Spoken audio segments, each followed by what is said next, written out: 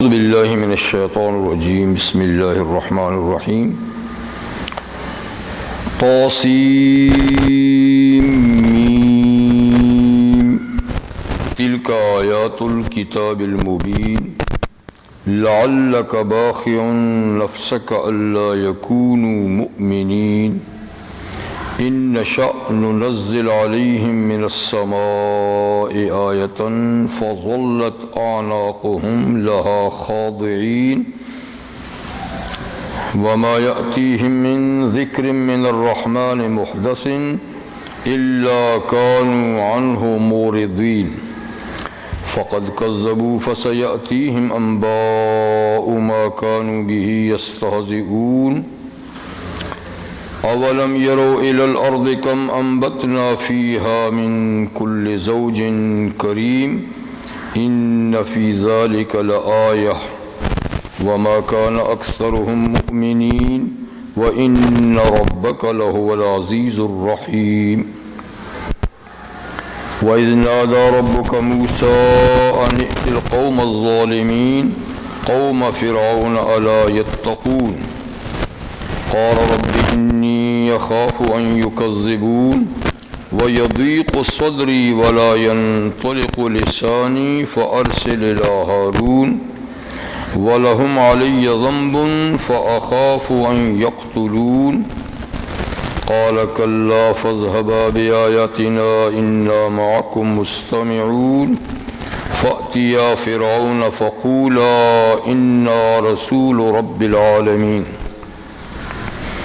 أن أرسل معنا بني إسرائيل قال ألم نربك فينا وليدا ولبثت فينا من عمرك سنين وفعلت فعلتك التي فعلت وأنت من الكافرين قال فعلتها إذا وأنا من الضالين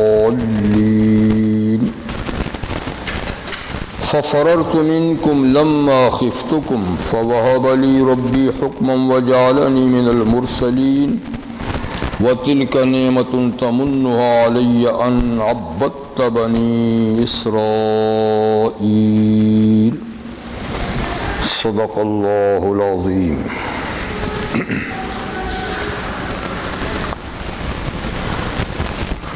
سورۃ الشعراء کی آیت نمبر 1 سے 22 تک آیتیں میں نے آپ کے سامنے اس وقت تلاوت کی. سورہ شعراء مکی صورت ہے اور ہجرت سے کوئی 2-3 سال پہلے ہی مکی زندگی میں یعنی آخر میں نازل ہوئی ہے.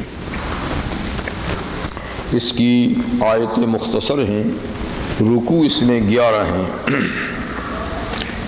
اور شعراء جو ہے یہ شاعر کی جمع ہے.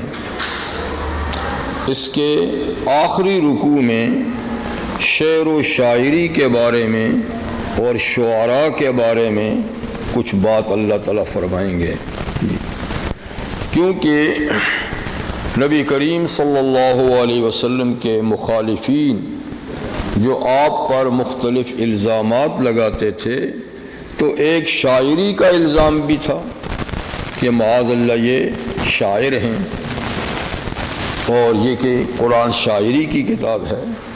تو اللہ تعالیٰ اس سلسلے میں فرمائیں گے کہ شعراء کی تو بات ہی کیا ہے، وہ ہر وادی میں سر ٹکراتے ہیں، ان کی بات کی کوئی بنیاد ہی نہیں ہوتی اور زمین آسمان کے قلابے ملاتے ہیں، بے عمل ہوتے ہیں اور ان کے پیچھے چلنے والے سب لوگ جو ہیں وہ سرکش قسم کے ہوتے ہیں. تو اپنا بھی کوئی کردار نہیں، ان کے پیروکاروں کا بھی کردار نہیں، ان کی بات کا بھی کوئی سر پاؤں نہیں، جبکہ یہاں سب حقیقت ہی حقیقت ہے، سچائی ہی سچائی ہے، کردار ہی کردار ہے، عمل ہی عمل ہے. تو خیر یہ بات وہاں آئے گی. تو چونکہ شعراء کا تذکرہ ہوگا تو اس لیے اللہ تعالیٰ نے یعنی اس سورت کا نام سورہ شعراء ہے. اور بھی اس کا نام ایک آدھ بتائیں لیکن مشہور نام یہی ہے سورہ شعراء. چونکہ یہ صورت مکی ہے اور مکی صورتوں کے موضوع مرکزی موضوع ایک ہی جیسے ہوتے ہیں، یعنی قرآن حکیم کی صداقت کا بیان، رسول اللہ کی رسالت کا بیان، اللہ کی توحید کا بیان اور قیامت کے وقوع کا بیان۔ اس کے علاوہ اخلاقیات کا بیان بھی اس صورت میں آئے گا، اور سب سے بڑی چیز جو اس صورت میں ہے وہ انبیاء کرام کی تبلیغ کے طریقے ہیں کہ انہوں نے قوموں کو کس طرح دعوت دی، دعوت کا طریقہ کار کیا رہا، اور ان کی دعوت سے امتوں نے کیا سبق حاصل کیا یا کیسے انکار کیا، اور پھر یہ کہ اس کی پاداش میں کن کن سزاؤں سے وہ لوگ دوچار ہوئے۔ تو بالترتیب یہاں انبیاء کرام کا ذکر ہوگا۔ چنانچہ سب سے شروع میں تو قرآن حکیم کی صداقت کا ذکر ہے، پھر اس کے ساتھ ساتھ نبی کریم صلی اللہ علیہ وسلم اور آپ پر ایمان لانے والوں کی تسلی کا مضمون ہوگا۔ اس کے بعد باقاعدہ یہ سلسلہ شروع ہو جائے گا۔ تو پہلے حضرت موسیٰ اور حضرت ہارون، پھر اس کے بعد حضرت ابراہیم خلیل اللہ، حضرت نوح، حضرت ہود، حضرت صالح، حضرت لوط، حضرت شعیب، اور آخر میں جناب نبی کریم صلی اللہ علیہ وسلم کا ذکر خیر ہوگا۔ تو انبیاء کرام کا جو یہاں ذکر ہے وہ ان کی بعثت کی ترتیب سے نہیں۔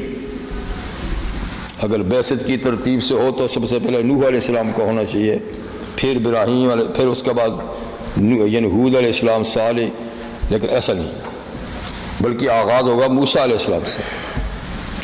تو یہ اس سلسلے میں ہے کہ ہر نبی کو کتنی مشقت اٹھانی پڑی، کتنے تکالیف اٹھانی پڑی، تو اس لحاظ سے ترتیب بدل کے اللہ تعالیٰ نے ان کا ذکر فرمایا ہے۔ تو یہ اجمالی اس صورت کے مضامین ہیں۔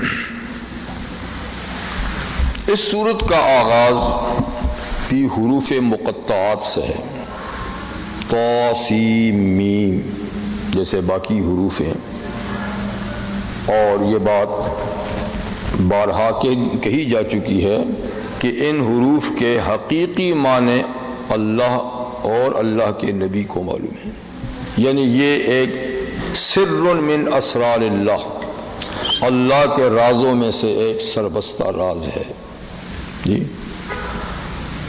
اس لیے جب اس کا معنی کریں گے تو اللہ عالم بمرادہ بذالک الحروف، یعنی اللہ خوب جانتے ہیں کہ ان حروف کے نازل کرنے سے ان کا کیا مطلب ہے۔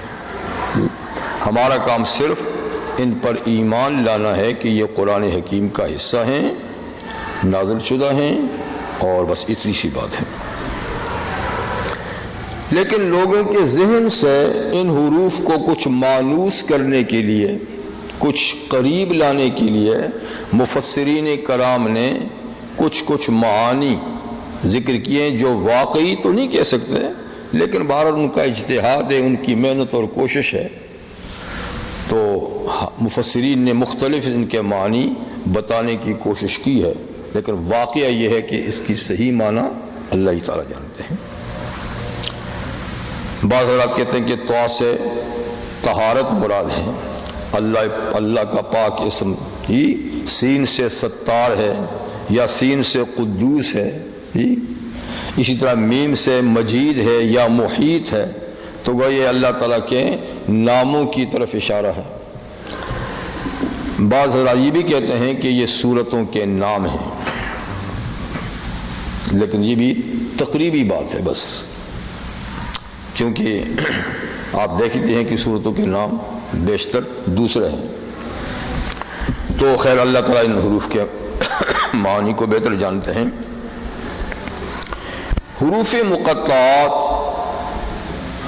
جو تقریباً ایک آیت ہوتے ہیں، جیسے کہ یہ بھی طا سین میم ایک آیت ہے جی، حا میم ایک آیت ہے، نون قاف صاد الف لام میم الف لام را، یہ پوری ایک آیت ہے جی۔ اور ہر حرف جداگانہ چونکہ پڑھا جاتا نا تو اسی لیے اس کو مقطعات کہتے ہیں. مقطع کا معنی الگ الگ. تو جیسے باقی حروف جوڑ کے پڑھے جاتے ہیں تو یہ الگ الگ پڑھے جاتے ہیں. اور یہ کہ بعض یہ بھی کہتے ہیں کہ اللہ تعالیٰ کے نام ہیں، لیکن یہ بھی تقریبی بات ہے.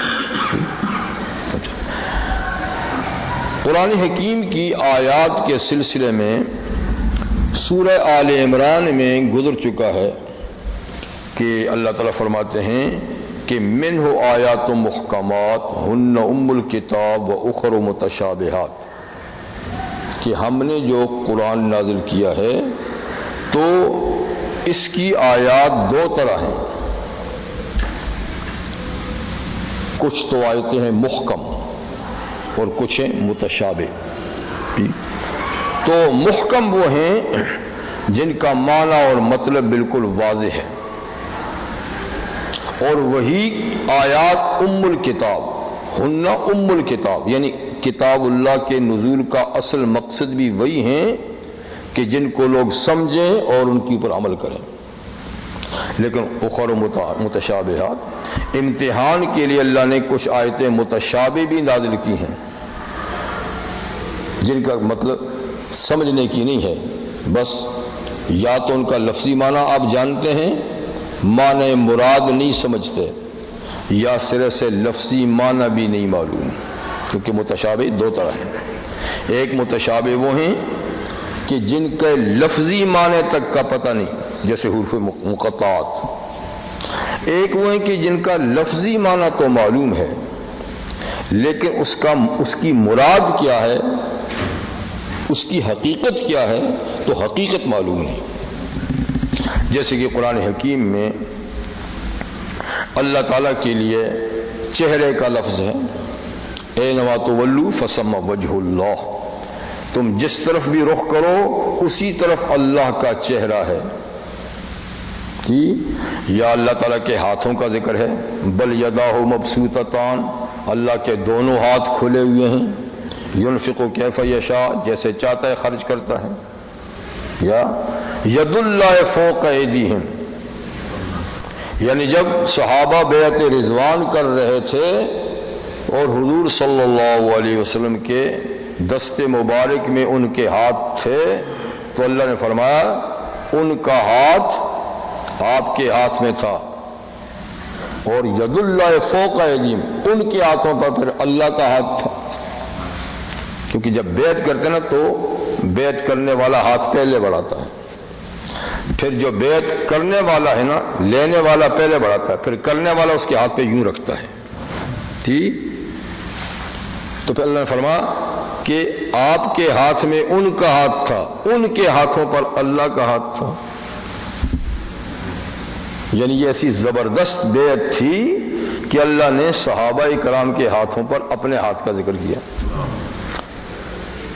اسی طریقے سے سورہ نون والقلم میں ہے کہ قیامت کے دن ایک مرحلہ، ایک وقت ایسا آئے گا کہ سب قوموں کو ان کے معبودوں کی طرف جانے کا حکم ہوگا کہ جن کی دنیا میں پرستش کرتے تھے، جن کو خدا کہتے تھے، اور باقاعدہ اللہ تعالیٰ ان کو ان کے سامنے لائیں گے بھی. تو اللہ تعالیٰ فرمائیں گے کہ جس کا جو معبود ہے اس کے ساتھ اٹیچ ہو جائے.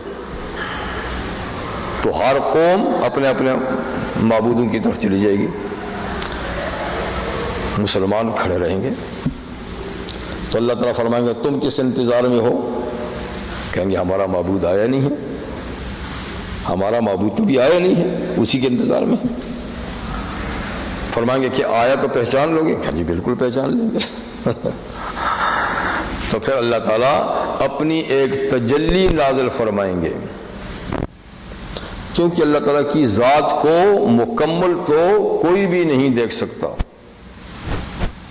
کہیں بھی نہیں دیکھ سکتا مکمل.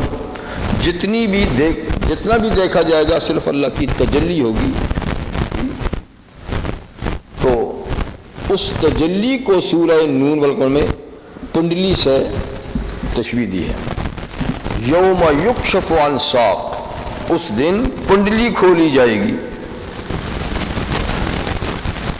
پنڈلی سے مراد کیا؟ یعنی اللہ کی تجلی ہوگی۔ وَيُدْعَوْنَ إِلَى السُّجُودِ، اور پھر مسلمانوں کو سجدے کے لیے بلایا جائے گا کہ چلو آ گیا سجدہ کرو۔ تو جو دنیا میں سجدہ کرتے تھے، نماز پڑھتے تھے پابندی سے، فوراً جھک جائیں گے، لیکن جو منافق قسم کے ہوں گے، جنہوں نے جی بھر کے کبھی اللہ سے پیار بھر کے، اللہ سے محبت سے، اللہ سے سجدہ نہیں کیا ہوگا، دکھانے کے لیے کیا ہوگا جیسے منافق کرتے تھے، تو وہ جھکنا چاہیں گے لیکن فلا یستطیعون، جھک سکیں گے نہیں، ان کی پیٹھ کو اللہ تختہ بنا دیں گے، ایسا کہ دنیا میں نہیں جھکے ہو، یہ رضا و رغبت کے ساتھ اب کیا جھکتے ہو، تو وہ کھڑے رہ جائیں گے۔ جب کھڑے رہ جائیں گے تو بڑی شرمندگی ہوگی۔ خاشعۃ ابصارہم، نظریں ان کی ذلیل ہو کے جھک جائیں گی، دوسرے مسلمانوں پہ نظر لگا نہیں سکیں گے، کہ وہ کہیں گے لو جی ہمارے ساتھ نمازیں پڑھتے تھے مسجد میں، اب تو یہ سجدے نہیں کر سکتے۔ تو خاشعۃ ابصارہم، اور ترہقہم ذلہ، چہروں پہ ذلت چھائی ہوئی ہوگی، نظریں جھکی ہوئی ہوگی۔ اللہ فرمائیں گے یہ شرمندگی کیوں اٹھانی پڑے گی؟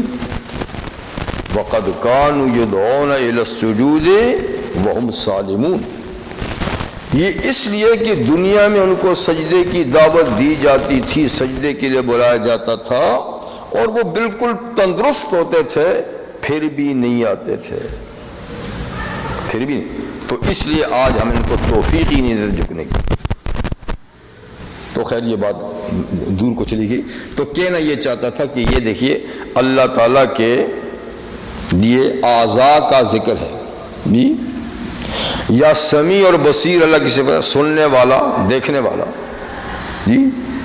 تو یہ لفظی معنی تو ان کا پتہ ہے، ہاتھ کا معنی ہاتھ ہے، پنڈلی کا معنی پنڈلی ہے، چہرے کا معنی چہرہ ہے جی، آنکھ ہے، کان کان ہے، لیکن اللہ کے کان کیسے ہیں، ان کی آنکھ کیسی ہے، ان کا چہرہ کیسا ہے، ان کے ہاتھ کیسے ہیں، ان کی پنڈلی کیسی ہوگی، ان حقائق کو ہم نہیں جانتے۔ تو یہ آیات بھی متشابہات ہیں، متشابہات کی ایک قسم ہے کہ جس کا لفظی معنی کا پتہ ہے لیکن حقیقت کا پتہ نہیں، ٹھیک۔ اس لیے کہ اللہ تعالیٰ اپنے بارے میں فرماتے ہیں لیس کمثلہ شیء، اللہ کی طرح کوئی چیز نہیں ہے۔ تو ہم اللہ کو کسی چیز سے تشبیہ نہیں دے سکتے۔ یا یہ بات بھی سمجھ لیجئے، ایک ہوتی ہے مثل، ایک ہوتی ہے مثل، ایک میم کی زیر کے ساتھ ہے مثل، مثل، ایک ہے مثل۔ تو مثل کہتے ہیں کسی چیز کا اشتراک کسی چیز کے ساتھ کسی صفت میں، کسی صفت میں، اور مثل جو ہے وہ کسی چیز کا شریک ہونا کسی چیز میں، اس کے مادہ اور اس کے عرض میں، جوہر اور عرض۔ جوہر اور عرض تو شاید جانتے ہوں گے آپ، نہیں؟ یعنی کائنات جو ہے، مخلوق جو ہے، یہ دو چیزوں سے مرکب ہے، یا جوہر ہیں یا عرض ہیں، یا جوہر ہیں۔ جوہر کہتے ہیں اس چیز کو جو اپنی ذات میں خود قائم ہو، اور عرض اس کو کہتے ہیں جس کا وجود دوسرے کا محتاج اور دوسرے کے ساتھ قائم ہے، خود نہیں ٹھہرا ہوا، کسی کے ساتھ ٹھہرا ہوا ہے۔ جو خود ٹھہرا ہوا ہے وہ جوہر ہے، جو کسی کے ساتھ ٹھہرا ہوا ہے وہ عرض ہے، ٹھیک ہے نا؟ تو کائنات یا جوہر ہے یا عرض ہے۔ تو جو چیزیں جوہر یا عرض میں شریک ہیں، ٹھیک ہے، اس کو کیا کہتے ہیں؟ مثل، مثل۔ اور جو جوہر اور عرض میں کسی کے ساتھ مشابہ نہیں، ایسے فی الجملہ کسی چیز میں معمولی سی ہے، اس کو کہتے ہیں مثل۔ تو اللہ فرماتے ہیں لیس کمثلہ شیء، اللہ کی مثل کوئی چیز نہیں۔ یعنی اللہ مخلوق میں سے کسی چیز کے مشابہ نہیں، نہ جوہر میں نہ عرض میں،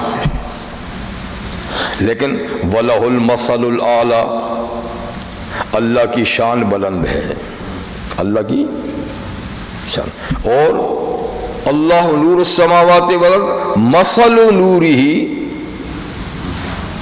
مثل نورہ اللہ کے نور کی مثال، تو اللہ کے نور کی مثال تو دی گئی ہے، لیکن اللہ کی مثال کوئی نہیں ہے، سمجھے بات؟ اس لیے فرمایا فَلَا تَضْرِبُوا لِلَّهِ الْأَمْثَالَ، اللہ کے لیے مثالیں مت بیان کرو کہ وہ ایسا اور وہ ایسا اور ایسا ہے، اس لیے کہ لیسا کمثلہ شیء، اس جیسی تو کوئی چیز ہے ہی نہیں۔ تو اللہ کے نور کو کسی نور سے تو آپ تشبیہ دے سکتے ہیں، کیونکہ وہ نہ عرض ہے نہ جوہر ہے، لیکن اس کی ذات کو کسی چیز سے تشبیہ نہیں دے سکتے، نہ کسی جوہر سے نہ کسی عرض سے۔ یہ بات تو بھی ویسے ہی آ گئی، اور ہمارا بہت سارا ٹائم تو ایسے ہی گزر گیا۔ اچھا چلیے، لیکن بہر ضرورت تھی اس لیے میں نے ذکر کر دی۔ تو عرض یہ کی تھی کہ آیات قرآنی دو طرح ہیں، ایک ہیں محکم، ایک ہیں متشابہ۔ محکم پورا قرآن محکم ہے جی، اور عملی زندگی اسی سے وابستہ ہے۔ متشابہ تھوڑی سی ہیں، اور وہ دو ہیں، ایک وہ کہ جن کا معنی تک نہیں معلوم جیسے حروف مقطعات، ایک وہ ہیں کہ جن کا صرف لفظی معنی تو معلوم ہے لیکن حقیقت معلوم نہیں، جیسے اللہ تعالیٰ کے لیے جو اعضاء کا ذکر ہے تو لفظی معنی کا پتہ ہے لیکن اس کا مراد کا پتہ نہیں۔ تو خیر طاسیم میم یہ ہے حروف مقطعات۔ تلک آیات الکتاب المبین، تو اس صورت کا آغاز ہے قرآن حکیم کی صداقت سے کہ دیکھو جو مضمون اس صورت میں آ رہا ہے یہ کسی ایری غیری کتاب کا مضمون نہیں کہ تم اس پہ توجہ دو یا نہ دو، سمجھو یا نہ سمجھو، کوئی بات نہیں۔ تلک آیات الکتاب المبین، یہ تل کا جو اشارہ ہے نا، یہ اس صورت کی آیات کی طرف یا پورے قرآن کی طرف بھی ہو سکتا ہے، اور تل کا اشارہ یہ ہوتا دور کے لیے ہے، اور تل کا اشارہ ہے مؤنث کا، ٹھیک ہے نا؟ تو مذکر کے لیے قریب ہے تو ہاذا، مؤنث ہے تو ہاذی ہی، مذکر کے لیے اگر دور ہے تو ذالکا، ٹھیک، اور مؤنث ہے تو تلکا، دور کے لیے۔ تو یہ چونکہ تلکا ہے، اور سورہ بقرہ کے ایک میں الف لام میم ذالک الکتاب، وہ بھی دور کا ہے لیکن وہ مذکر کا ہے جی، اس لیے کہ وہاں اشارہ ڈائریکٹ کتاب کی طرف ہے، کتاب مذکر ہے تو اشارہ مذکر ہے، یہاں کتاب کی آیات کی طرف ہے، اور آیات چونکہ مؤنث ہیں اس لیے اشارہ مؤنث ہے، ٹھیک ہے نا؟ یہ تو فرق ہو گیا۔ پھر کہتے ہیں کہ کتاب تو یہ موجود ہے، پھر دور کا اشارہ لانے کی کیا ضرورت ہے؟ تو بعض حضرات فرماتے ہیں کہ اشارہ اگرچہ دور کا ہے لیکن یہاں قریب کے اشارے کے معنی میں ہے، یا یہ نہیں کہیں گے کہ وہ کتاب کی آیت نہیں، یہ کتاب کی آیت ہے۔ اور ایسا کبھی ہوتا ہے کہ اشارہ تو دور کا ہوتا ہے لیکن معنی اس کا قریب کا ہوتا ہے، اور پھر اس کی کہتے ہیں ضرورت کیا تھی، قریبی کا تو لے آتے ہیں حاضی ہی، تو کہتے ہیں یہ اس لیے اشارہ دور کا اس لیے کہ اگر اشارہ تو اس کتاب کی طرف ہے جو اس وقت ہمارے پاس موجود ہے، تو جب قرآن نازل ہو رہا تھا تو اس وقت کوئی کتاب تھی، تو اس وقت اشارہ کس کی طرف تھا؟ وہ جو لوح محفوظ میں ہے، وہ جو لوح، ٹھیک ہے نا؟ تو اشارہ ادھر ہے، وہ جو لوح محفوظ میں کتاب ہے، یہ تو اب بنی نا، تو لہذا اشارہ اس کی طرف جو لوح محفوظ میں ہے. اچھا چلو اب تو ادھر ہے. تو پھر کہتے ہیں کتاب تو قریب ہے، اشارہ دور کا اس لیے یہ بتانے کے لیے کہ گو کتاب تمہارے ہاتھوں میں ہے لیکن مقام اور مرتبے کے لحاظ سے بہت بلند ہے. تو اس کو کہتے ہیں بود مرتبی. بود مقام کے لحاظ سے تو قریب ہے، مرتبے کے لحاظ سے بہت دور ہے. تو اشارہ دور کا لا کر اس کے مقام کی طرف اشارہ کیا جا رہا ہے، مرتبے کی طرف اشارہ کیا جا رہا ہے. تو تلک آیات الکتاب المبین، یہ آیتیں ہیں کتاب مبین کی. ٹھیک. اور کتاب مبین یہ دونوں قرآن حکیم کے نام ہیں، کتاب بھی مبین بھی. تو یہاں تو کتاب موصوف اور مبین اس کی صفت ہے نا جی، لیکن اصل میں کتاب قرآن مجید کا ایک مستقل نام ہے. کتاب ناموں میں سے ایک نام ہے کتاب. کوئی کہے گا کہ کتابیں تو بہت ساری ہیں، صرف کتاب کیا؟ تو بات یہ ہے کہ دراصل کتاب یہی ہے، باقی تو سب نام کی کتابیں ہیں. ٹھیک ہے نا. تو جب مطلق کتاب بولی جائے گی تو اس سے عظیم کتاب مراد لی جائے گی. ٹھیک. تو دراصل کتاب تو بس یہی ہے، باقی کتابیں تو اس کا دیکھا دیکھی بنی ہیں. ٹھیک ہے. تو اس لیے قرآن حکیم کا ایک نام ہے کتاب. جیسے سورہ رعد کے شروع میں صرف کا کتاب، صرف کتاب. تو کہیں صرف کتاب، کہیں کتاب مبین، کہیں کتاب حکیم، کوئی اس کا اثر لگایا گیا. تو اس سے مراد کیا؟ قرآن حکیم. تو یہ آیتیں ہیں کتاب مبین کی. اور آیات جو ہے نا یہ آیت کی جمع ہے. اور آیت کے معنی میں نے آپ کو کئی دفعہ بتائے ہیں کہ کتنے معنی ہو سکتے ہیں آیت کے.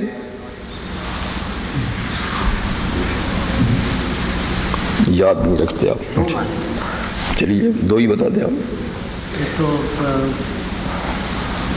لکھنے کے بارے میں نہیں، یہ بھی نہیں. اشارہ نہیں، اشارہ تو یہ ہو گیا، ذالک تلک اشارہ ہو گیا. بھائی آیت کا ایک معنی ہے نشانی، علامت، نشانی. ٹھیک ہے نا. اچھا. اور ایک آیت کا معنی ہوتا ہے یہ جو قرآن مجید کی آیات ہے نا، جہاں سرکل سے پہلے سرکل سے، اس کو بھی آیت کہتے ہیں. ہر نشانی کو بھی آیت کہتے ہیں. اور یہ جو سرکلوں کے درمیان حصہ ہے اس کو بھی آیت کہتے ہیں. ٹھیک. اور کسی ایسی چیز کا وقوع ہونا جو انسانی بس میں نہ ہو، اسباب کے تھرو بھی نہ ہو، اس کو بھی آیت کہتے ہیں.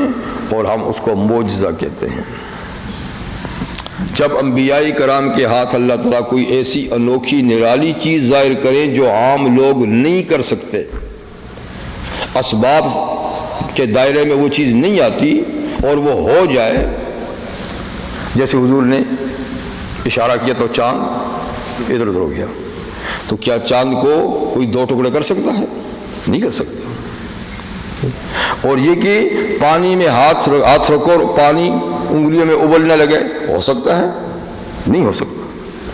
تھوڑے سے کھانے کو رکھو اور وہ ڈھیروں سارے آدمی کھا جائیں، نہیں ہو سکتا.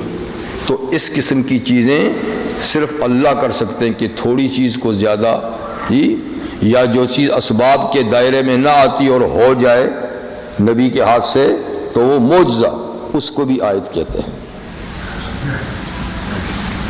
جیسے کہ ہے کہ کوئی نبی کوئی آیت اپنی مرضی سے نہیں لا سکتا، یعنی کوئی نبی کوئی معجزہ اپنی مرضی سے نہیں لا سکتا جب تک اللہ معجزہ ظاہر نہ کرے. تو باتیں ہوگی. ٹھیک. معجزہ اور یہ آیات جن کو ہم بھی آیت کہتے ہیں. اچھا. اور تیسری چیز ہے احکام.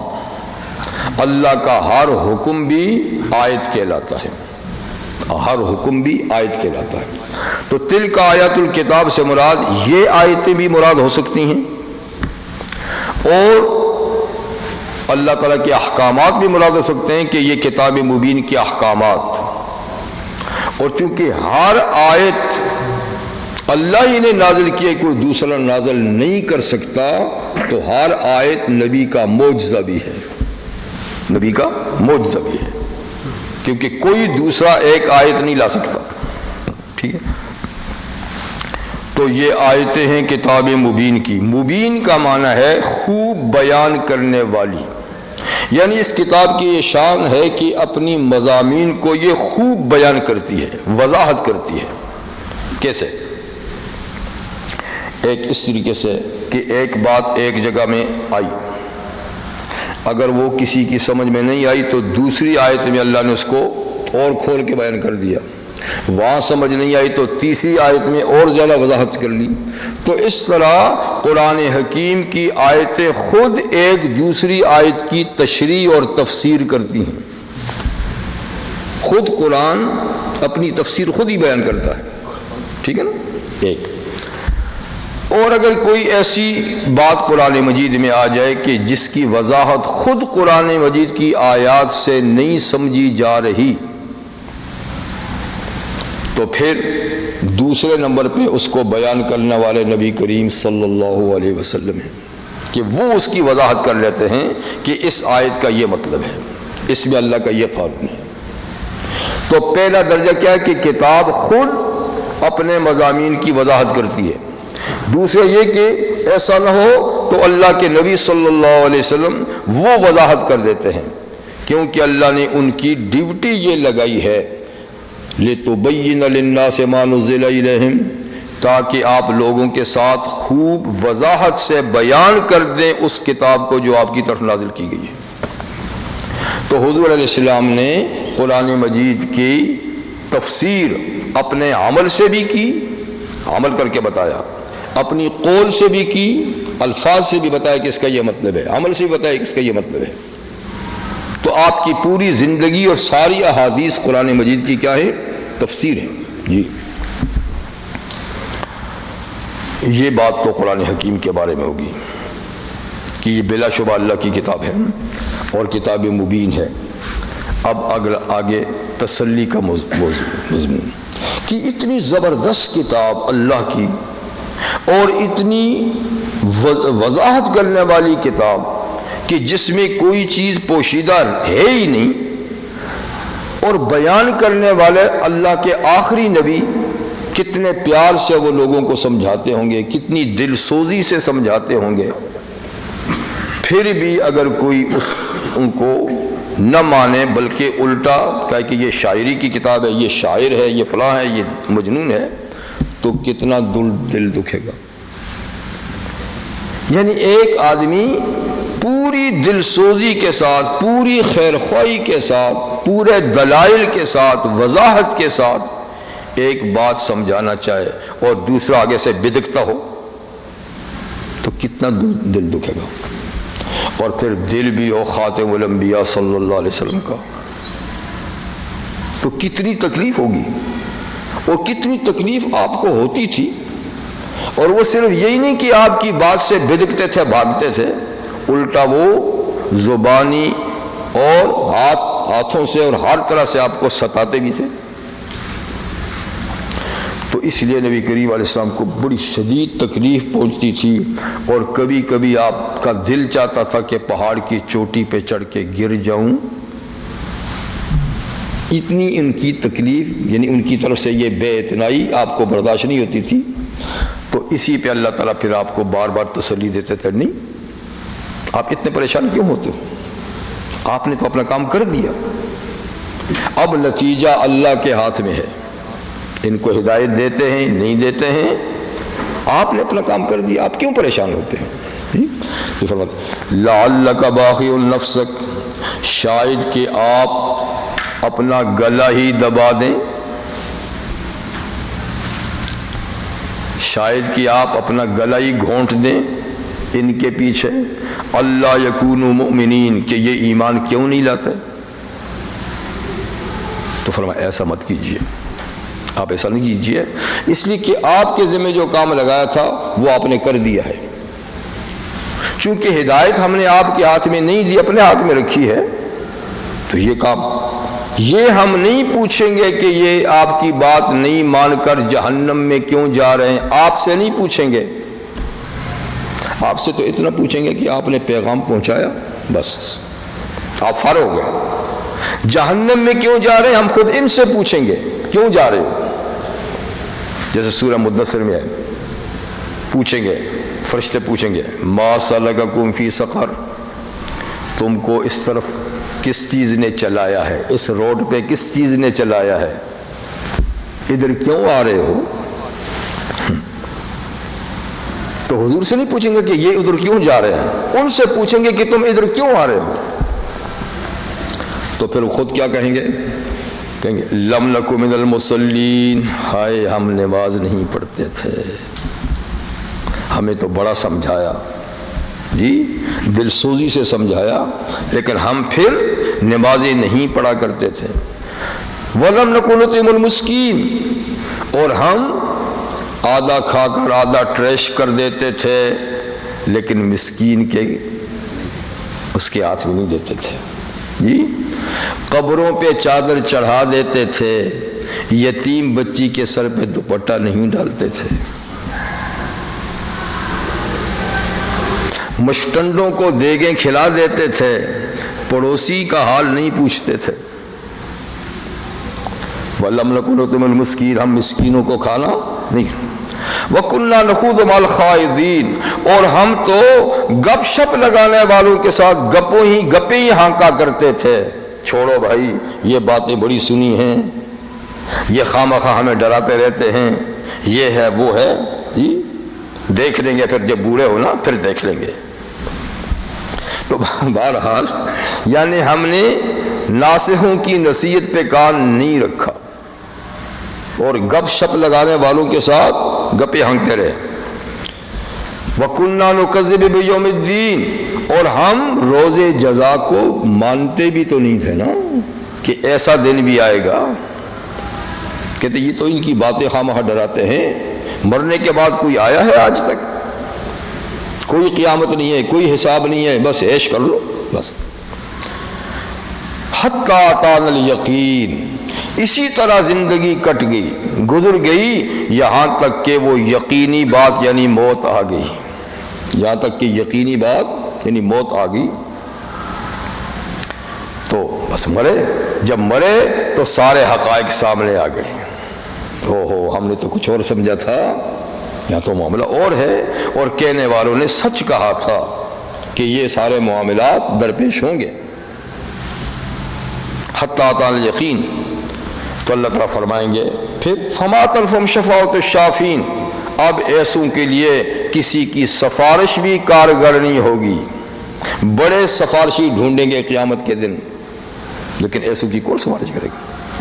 تو خیر حضور صلی اللہ علیہ وسلم کو اور آپ کی توسط سے دین کی تبلیغ کرنے والوں کو تسلی دی جا رہی ہے کہ کسی کے انکار پر پریشان نہ ہو، دل تو یقیناً دکھتا ہے جی، لیکن بہرحال حوصلہ رکھو، کام نہ روکو، کام چلاتے رہو، اور یہ کہ تم اپنی ڈیوٹی انجام دو، ان سے حساب ہم خود لیں گے۔ پھر اللہ تعالیٰ فرماتے ہیں کہ دیکھو دین کا قبول کرنا اختیاری کام رکھا ہے، جبری کام نہیں ہے۔ اگر ہم نے کسی کو جبراً دین منوانا ہوتا تو ہم ایسا بھی کر سکتے تھے، کسی کو مجبور کرانا ہوتا ہدایت پر تو ہم کر سکتے تھے، لیکن فرمایا کہ ہماری حکمت اس کو نہیں چاہتی کہ کسی کو مجبور کیا جائے، بلکہ ہم نے اختیار دیا ہے، دونوں رستے بتائیں، ہدیناہ النجدین، دونوں رستے بتا دیے ہیں، ہدایت کا، گمراہی کا، نیکی کا، بدی کا، اور خوب دلائل دے کے بات واضح کر دی ہے کہ یہ کامیابی کا رستہ ہے، یہ ناکامی کا رستہ ہے۔ اور اس کے بعد ہم نے انسان کو اختیار دیا کہ اب اپنی مرضی سے ادھر جاتا ہے یا ادھر جاتا ہے. تو اگر ہم جبر کرنا چاہتے تو کسی کی مجال تھی جو غلط رستے پہ چلتا ہوں. ان نشاء ننزل علیہم من السماء آیۃ، دیکھیں یہ بھی آیتن ہے، اور یہاں آیت سے مراد ہے معجزہ. اگر ہم چاہتے تو ہم آسمان سے یعنی اوپر سے کوئی ایسا معجزہ نازل کرتے کہ فظلت اعناقہم لا خاضعین، تو ان کی گردنیں چاروں ناچار اس کے سامنے دب جاتی، جھک جاتی اور مان لیتے. ہم ایسا معجزہ بھی بھیج سکتے تھے کہ جس کے سامنے یقیناً سارے انسان جھک جاتے، لیکن پھر وہی بات ہے، اختیار تو نہ رہتا نا. تو اس لیے فرمایا ہم نے دلائل تو بھیجے ہیں لیکن کوئی ایسا معجزہ نہیں بھیجا کہ جس کے سامنے ضرور لوگ دب جائیں اور قبول کریں.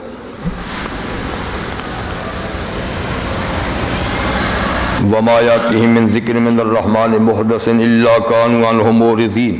جب معاملہ ایسا ہے کہ ہم جبر نہیں کرنا چاہتے جی، تو اس لیے جو ہم ہدایت کی باتیں نازل کرتے جاتے ہیں یہ ان کو قبول نہیں کرتے اپنی مرضی سے، اپنے اختیار سے.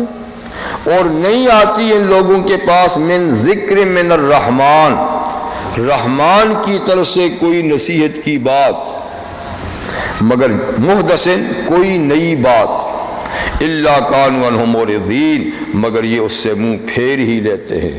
یعنی یہ نہیں کہ ہم کوئی ایک دفعہ ایک بات کہہ دی تو خاموش ہو گئے، ہم تو گھما پھرا کر ایک بات کو 20 مرتبہ ذکر کرتے ہیں اور ہر مرتبہ نئے انداز سے ذکر کرتے ہیں.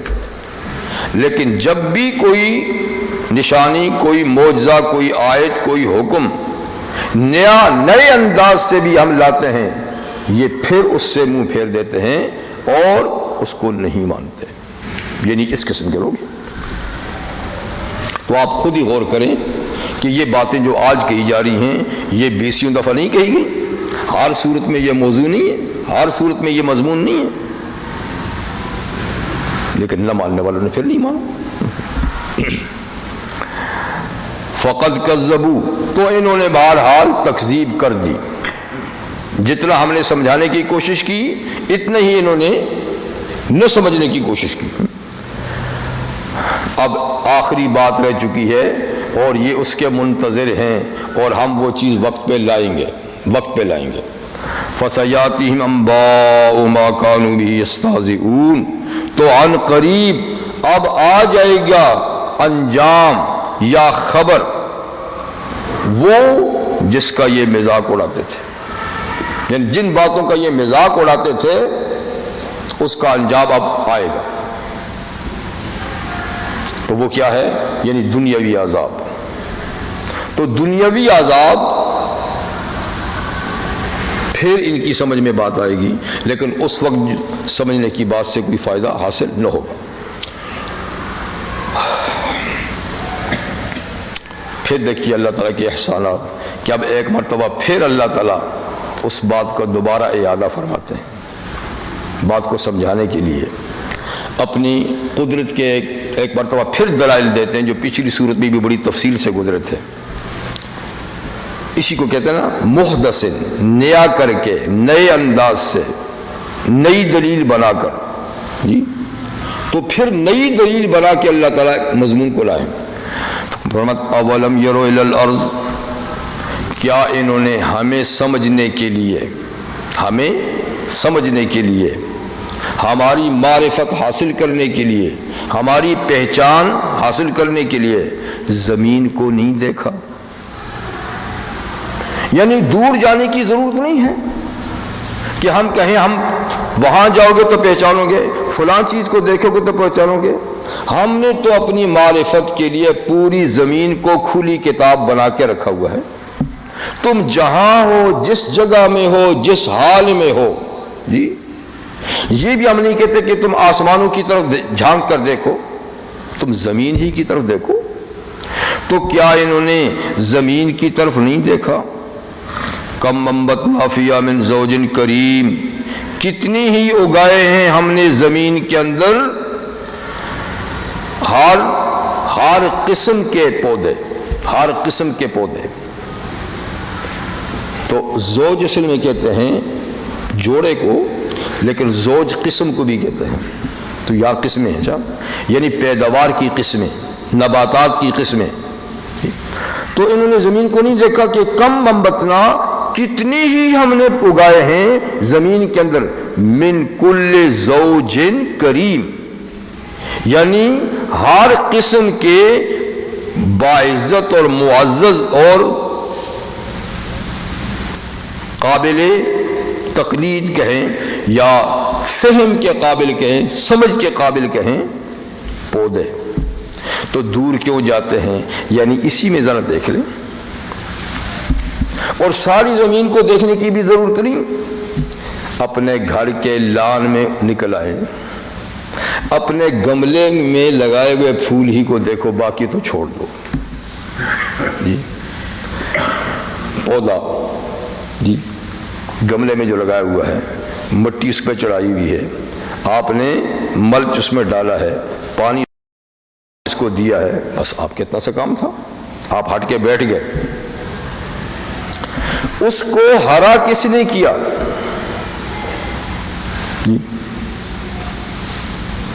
ابھی گرمی کا موسم تھا، فال تھا، پتے گرے ہوئے تھے، خشک ٹہنیاں رہ گئی تھیں، اچانک دیکھتے ہی دیکھتے اس میں ہریالی پیدا ہو گئی، موسم یوں ہی تبدیل ہوا، آپ نے کچھ بھی نہیں کیا، کیونکہ بعض پودے ایسے ہوتے ہیں نا، موسم کے ساتھ خود بخود موسم گیا، اس کا نام و نشان مٹ گیا، موسم آیا خود بخود اگنے لگ گیا۔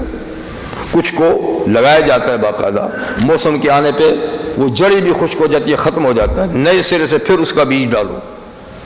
لیکن کچھ ایسے ہیں کہ بیج ڈالنے کی ضرورت نہیں، ایک دفعہ آپ نے پودا لگا لیا، موسم گزرنے کے بعد اس کا نام و نشان مٹ جاتا ہے، نیا موسم آنے کے بعد خود بخود پھر اس میں ٹھیک۔ تو اس میں یعنی اب تم دیکھو کہ تم نے اتنا سا کام کیا، یا بیج ڈالا یا پودا لگا دیا جی، اور مٹی ڈال دی، تھوڑا سا پانی ڈال دیا، بس۔ تو اب اس کے تنے میں خوراک کون پہنچا رہا ہے؟ اس کی پتیوں میں خوراک کون پہنچا رہا ہے؟ اس کے پھولوں کو خوراک کون دے رہا ہے؟ اور پھولوں میں رس کون بھر رہا ہے؟ اور پھولوں میں خوشبو کون پیدا کر رہا ہے؟ آپ نے تو ایک پودے کی جڑوں میں ایک قسم کی کھاد ڈال دی، ملچ ڈال دی، ایک ہی قسم کی، ایک ہی قسم کا پانی بھی ڈال دیا، ٹھیک، لیکن اوپر تو کئی چیزیں ہیں، اس کی ٹہنی ہے، اس کی شاخیں ہیں، اس کی پتے ہیں، اس کی پھول کی پتیاں ہیں، پتیوں میں رنگت ہے اور پتیوں میں خوشبو ہے، غذا ایک ہی ہے، پانی ایک ہی ہے، جو ٹہنی کو بھی مل رہا ہے، جو شاخوں کو بھی مل رہا ہے، جو پتوں کو بھی مل رہا ہے۔ پتوں کی کانٹ چھانٹ کس نے کی ہے؟ اس میں باریک باریک رگیں کس نے پیدا کی ہیں؟ ٹھیک، اور پھر ان میں پھول کس نے لگائے ہیں؟ ایک خاص ترتیب کے ساتھ پھولوں کی پتیوں کو آپس میں ترتیب سے جوڑا کس نے ہے؟ اس میں رنگتیں کس نے پیدا کی ہیں؟ اور اس میں خوشبو کس نے بسائی؟ اور پھر ایک ہی کیاری میں رنگ برنگے پھول، ایک ہی کھیت میں مختلف قسم کے ویجیٹیبل، زمین ایک ہے، پانی ایک ہے، کھاد ایک ہے، ہر ایک کا ذائقہ مختلف۔ تو فرمایا دور کیوں جاتے ہو؟ اسی کو ذرا دیکھو تو ہم سمجھ میں آئیں گے کہ کوئی ہاتھ ہے جو یہاں کام کر رہا ہے، ان کی پرورش کر رہا ہے، ان میں یہ ساری چیزیں پیدا کر رہا ہے۔ اگر کوئی ان خشک ٹہنیوں کو زندہ کر سکتا ہے تو تمہارے خشک اعضاء کو کوئی دوبارہ زندہ نہیں کر سکے گا کیا؟ تو پھر تعجب کیوں کرتے ہو کہ مرنے کے بعد نہیں زندہ ہو سکتے؟ ان فی ذالک لآیہ، بے شک زمین سے اگنے والے پودے جو ہیں ان میں لآیہ، اللہ کی قدرت کی بہت بڑی نشانی ہے، بہت بڑی۔ آیا میں تنوین جو ہے نا یہ تعظیم کے لیے، بہت بڑی۔ لیکن وما کان اکثر المؤمنین، بدقسمتی کا بھی کوئی حل نہیں ہے۔ تو ہر گھر میں قدرت کی نشانیاں اپنے ہاتھوں سے لگا رہے ہیں، دیکھ رہے ہیں، لیکن کبھی یہ دیکھنے کی زحمت، سمجھنے کی زحمت نہیں کی کہ ان کے پیچھے کون ہاتھ کام کر رہا ہے، کون سی طاقت ہے جو ان کو بنا رہی ہے، اگا رہی ہے۔ پالتا ہے بیج کو مٹی کی تاریکی میں کون؟ اچھا جی، ان فی ذالک لآیہ وما کان اکثر المؤمنین، اور نہیں ہیں ان میں اکثر لوگ پھر بھی ایمان لانے والے، سب کچھ دیکھ کر بھی، سب کچھ سن کے بھی ایمان لانے والے نہیں۔ تو ان کا علاج پھر کیا تھا؟ ایسوں کا علاج یہ تھا کہ فوری طور پر زمین ان کی نجاست سے پاک کر دی جائے اور فوراً زمین سے ان کو ہٹا دیا جائے۔ جو زمین کی چیزوں سے اللہ کی قدرت پہ دلیل نہیں قائم کر سکتے تو ان کو رکھنے کی ضرورت تو نہیں ہے، لیکن پھر بھی رکھا جا رہا ہے۔ کیوں؟ اس لیے کہ ان ربک لہو العزیز الرحیم، آپ کا پروردگار البتہ غالب ہے، چاہے تو لمحوں میں ان کو مٹا دے، لیکن الرحیم وہ بے حد مہربان بھی ہے، ایسے سرپھروں کو پھر بھی کھلاتا پلاتا ہے جی، جو اس کا کھا پی کر بھی اس کا شکر ادا نہیں کرتے، اس کو سمجھنے کی کوشش نہیں کرتے۔ اس کی رحمت کا تقاضا ہے کہ چلو چند دنوں کی باتیں اور بھی ان کو دے دو، اور بھی ان کو دے دو۔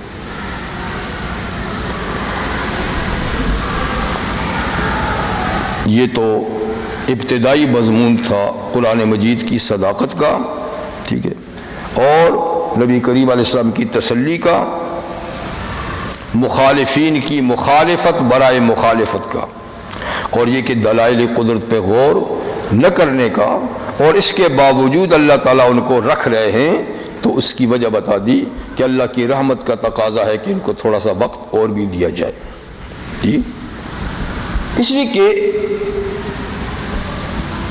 دنیا کی زندگی تو ہمارے نزدیک بڑی لمبی چوڑی ہے نا، برسوں پر محیط ہم اس کو سمجھتے ہیں نا، لیکن اللہ تعالیٰ کے ہاں جو عذاب دینے کا لیے وقت ہے وہ تو غیر محدود ہے۔ اس کے مقابلے میں دنیا کی زندگی تو ایک لمحہ بھی نہیں ہے، ایک لمحہ۔ تو منکرین کو جو سزا دی جائے گی وہ تو ابد الآباد تک ہوگی نا، غیر محدود۔ اس غیر محدود زندگی کے مقابلے میں یہ ہمارے چند سال، ایک سیکنڈ کا وقت بھی نہیں رکھتے۔ تو کسی مجرم کو اگر ایک سیکنڈ مہلت دے دی جائے تو کوئی بڑی بات ہے؟ کچھ بھی نہیں۔ ہم سمجھتے ہیں کہ دیکھو یہ اللہ کا کھا پی کر اس سے بغاوت کرتے ہیں تو ان کو سزا کیوں نہیں ملتی، اور دیکھو یہ اتنا شر و فساد دنیا میں پھیلا رہے ہیں، قتل و غارت کری کر رہے ہیں، یہ کر رہے ہیں، وہ کر رہے ہیں، ان کو سزا کیوں نہیں ملتی؟ اس لیے کہ ہم اپنی زندگی کے حساب سے ماپتے ہیں، اور اللہ تعالیٰ غیر محدود وقت کے حساب سے مہلت دیتے ہیں کہ تمہیں کیا جلدی پڑی ہوئی ہے، تمہیں کیا جلدی پڑی ہوئی ہے۔ یہ تو ایک لمحہ ہے، ایک لمحے کو تو ان کو رہنے دو، کچھ کرنے دو، آگے تو پھر کوئی لمحہ زندگی کا ایسا نہیں ہوگا جو سزا کے سے رہے گا۔ تو بہرحال اللہ تعالیٰ فرماتے ہیں کہ اس کی رحمت کا تقاضا ہے کہ ان کو فوراً نہیں پکڑتے اور تھوڑا سا ان کو اللہ تعالیٰ مہلت دیتے ہیں۔ اب باقاعدہ یہاں سے انبیاء کرام کا ذکر خیر شروع ہوتا ہے اور ان کے تبلیغ کا انداز، تو دیکھیے کیسے کیسے لوگوں سے انبیاء کرام کو سابقہ پڑا جی، اور کتنی مشکلات ان کو پیش آئیں، لیکن انہوں نے حوصلہ ہارا نہیں۔ تو اس میں سبق کن کو ہے؟ جو ان کے متبعین، ان کے پیروکار، دعوت کا کام کرنے والے ہیں، ان کے لیے کہ تمہارا تو واسطہ ایسے لوگوں سے ہے ہی نہیں ہے، تم تو جہاں جاتے ہو ہاتھوں ہاتھ اٹھائے جاتے ہو، تمہاری تو دعوتیں کی جاتی ہیں، اکا دکا کسی سے سابقہ پڑ جاتا ہے تو پڑ جاتا ہے، ورنہ تو تمہیں کوئی دشواری ہی نہیں ہے۔ دیکھو ذرا تمہارے مقتدا، تمہارے رہنما کن حالات سے دوچار ہوئے اور کتنے حوصلہ شکن جواب ملے اور کتنی حوصلہ مندی سے انہوں نے کام کیا۔ تو حضرت موسیٰ علیہ السلام کا ذکر ہو رہا ہے، اور یہ قدر تفصیل سے 2 رکوع میں ہوگا۔ موسیٰ علیہ السلام وہ اللہ کے پیغمبر ہیں اولو العزم کہ جن کا سب سے زیادہ قرآن میں ذکر ہے، اور قرآن حکیم کے اندر کوئی 46 مقامات پہ آپ کا ذکر ہے، اور بڑی تفصیل سے۔ جیسے پیچھے سورہ طٰہٰ گزری ہے جی، تو اس میں تقریباً موسیٰ علیہ السلام کا سٹوری ہے۔ آگے سورہ قصص آئے گی، تقریباً موسیٰ علیہ السلام کی سٹوری ہے جی، اور صورتوں میں بھی بکثرت ان کا ذکر ہے، اس لیے کہ ان کو ایک وقت کے بہت بڑے جابر حکمران کے ساتھ سابقہ پڑا تھا، ٹھیک ہے نا۔ اور نبی کریم علیہ السلام کی حیات طیبہ کے ساتھ اور آپ کے جد و جہد کے ساتھ ان کی جد و جہد کی کافی مماثلت ہے، اس لیے اللہ تعالیٰ نے ان کا ذکر زیادہ کیا ہے۔ اس کا وہ شروع پارٹ میں آپ اس کی شان نزول کچھ ہے اس صورت کے بارے میں؟ شروعات پوری صورت کا نہیں، مختلف آیات مختلف رکوع کا الگ الگ ہے۔ تو یہ بتا چکا ہوں کہ سورہ مکی ہے، اور مکہ کے آخری دوروں میں نازل ہوئی ہے۔ وَإِذْ نَادَىٰ رَبُّكَ مُوسَىٰ أَنِ ائْتِ الْقَوْمَ الظَّالِمِينَ، یہاں حضرت موسیٰ علیہ السلام کا جو ذکر خیر ہے، یہ دعوتی پروگرام سے شروع ہو رہا ہے، دعوتی پروگرام۔ سورہ قصص میں ان کی پیدائش سے واقعہ شروع ہو رہا ہے، اور اس طرح سورہ طٰہٰ میں بھی سب سے پہلے ان کی نبوت کے ملنے سے شروع ہوا کہ نبوت کہاں سے ملی، تو نبوت کے ملنے سے، ٹھیک ہے، یہاں سے دعوت کہاں سے سٹارٹ ہوئی، وہاں پیدائش سے، اس طریقے سے مختلف صورتوں۔ اور یاد کیجئے جب تیرے رب نے پکارا موسیٰ کو، موسیٰ علیہ السلام کو اللہ تعالیٰ نے فرمایا کیا؟ انیت القوم الظالمین، کہ ظالم قوم کے پاس جائیے، یعنی جب نبوت عطا فرمائی تو نبوت عطا فرمانے کے بعد کیا کہا کہ ظالم قوم کے پاس جائیے، اور ظالم سے مراد یہاں نچلے درجے کے ظالم نہیں ہیں، یہاں ہائی کلاس کے جو ظالم ہیں، جو مشرک اور کافر ہیں، اس کو کہتے ہیں، ٹھیک ہے، اس لیے کہ سب سے ہائی کلاس کا ظالم کون ہوتا ہے؟ والکافرون هم الظالمون، کافر ہی دراصل ظالم ہیں، دراصل ظالم ہیں، سب سے بڑے ظالم ہیں۔ اور ان الشرک لظلم عظیم، یقیناً اللہ کے ساتھ شرک کا عقیدہ یہ ظلم عظیم ہے، چھوٹے درجے کا ظلم نہیں، اس لیے جہاں مطلقاً ظلم ہوگا نا سماعت کفر ہوگا۔ تو ظالموں کے پاس جائیے، کون ظالم؟ قوم فرعون، فرعون کی قوم، فرعون کی قوم سے مراد یہ کہ فرعون اور اس کی برادری ساری کی ساری، کیونکہ وہ سب ہاں جی اسی کے ہم مسلک تھے۔ تو جا کر ان کو کیا کہیے؟ یہ کہیے کہ الا یتقون، تم ڈرتے نہیں ہو؟ تم جس طرح کی زندگی گزار رہے ہو، بے خوف و خطر کی، بالکل آزادانہ جی، بالکل بے باکانہ زندگی جو گزار رہے ہو، تو تمہیں خوف نہیں؟ اس زندگی کے بارے میں تم سے کوئی پوچھے گا نہیں، تم سے کوئی حساب نہیں لے گا؟ تو زندگی کا چال چلن تو ایسا ہے جیسے تم سے کسی نے پوچھنا ہی نہیں ہے، اور تم بالکل آزاد ہو، اور تم پر کوئی اور طاقت نہیں ہے۔ تو یہ بات نہیں، بلکہ تم سے بالا طاقت ہے، تم سے پوچھنے والا ہے، تمہیں زندگی دینے والا، وجود دینے والا، نعمتیں دینے والا، اقتدار دینے والا موجود ہے، اور یہ ساری زندگی اس کی دیوی امانت ہے۔ اگر اس کی مرضی کے بغیر یہ زندگی گزری تو وہ اپنی امانت کے بارے میں سوال کرے گا کہ بتا میری دیوی آنکھیں کہاں استعمال کی، میری دیوی دل و دماغ کی قوتیں کہاں استعمال کی، کان کہاں استعمال کیے، دل و دماغ، ہاتھ پاؤں۔ ان السمع والبصر والفؤاد کل اولئک کان عنہ مسئولا، سب چیزوں کے بارے میں پوچھا جائے گا۔ اس لیے کہ تمہاری نہیں ہے، تم نے کہاں سے لائی ہے، جس نے دی ہے وہ پوچھے گا۔ تو الا یتقون، یعنی تم جو آزادانہ زندگی گزار رہے ہو اور لوگوں کے ساتھ بے رحمانہ سلوک کر رہے ہو تو ڈرتے نہیں ہو کسی سے؟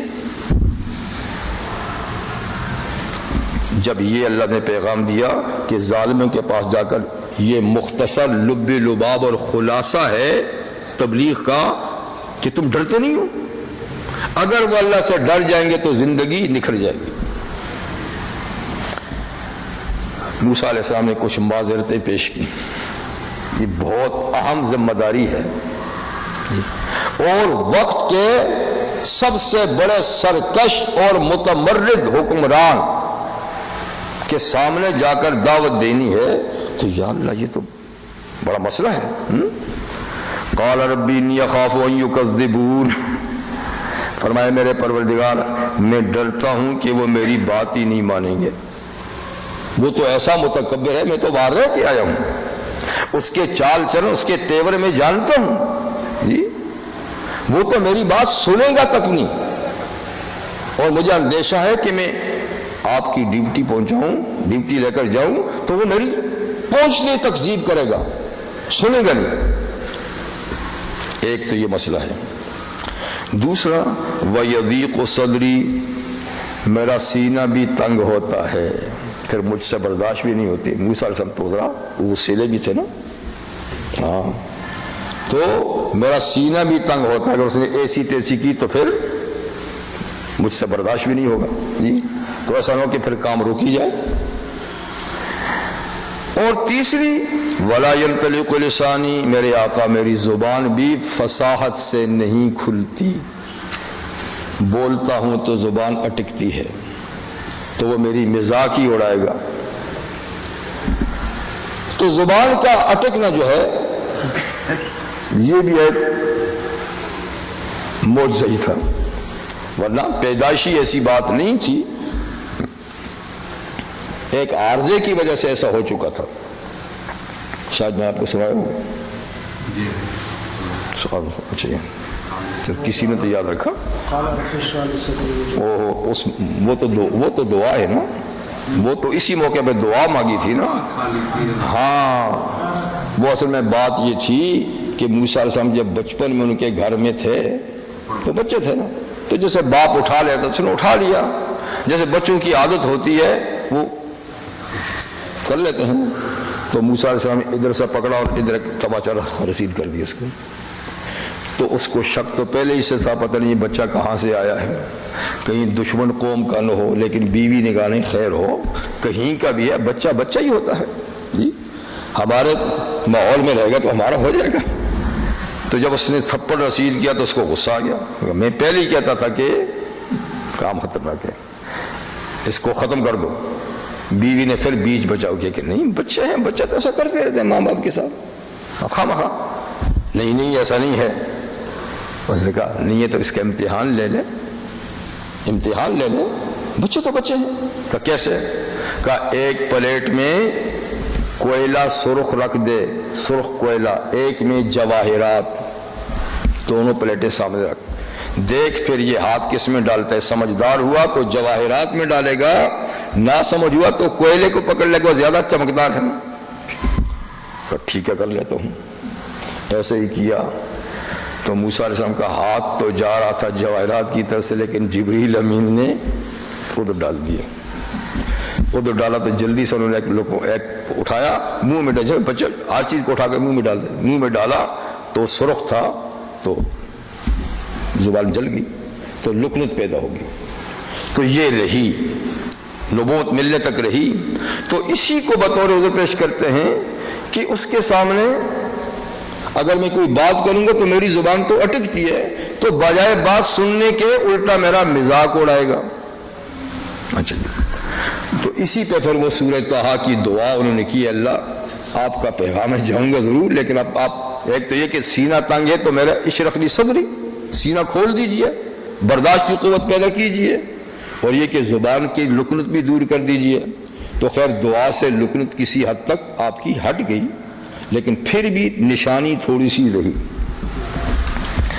وَلَا يَنْطِقُ لِسَانِهِ فَأَرْسِلْ إِلَىٰ هَارُونَ، لہذا آپ نبوت کا پیغام میرے بھائی ہارون کو بھی بھیج دیجئے، ان کو بھی یعنی نبی بنا دیجئے. جیسے کہ سورہ طٰہٰ میں ہے نا کہ میرے گھرانے میں سے میرا ایک وزیر بنا دیجئے، ہارون اخی. وہ کون ہے؟ ہارون میرے بھائی. اشدد بھی ازری، اس کے ذریعے سے میری کمر مضبوط کیجئے. واشرکو فی امری، اور میرے کار نبوت میں اس کو شریک کر دیجئے، نبی بنا دیجئے، تاکہ دو بھائی ہو جائیں گے تو ذرا حوصلہ بڑھے گا. اور یہ کہ دوسری صورت میں سورہ قصص میں ہوگا کہ ہوا افصح منی لسانا، کہ میرا بھائی زبان کے لحاظ سے فصیح ہے. میری زبان قدری اٹکتی ہے، اس کی زبان ماشاءاللہ خوب فصیح ہے، تو اس لیے وہ اچھی طریقے سے میری بات نمائندگی کرے گا.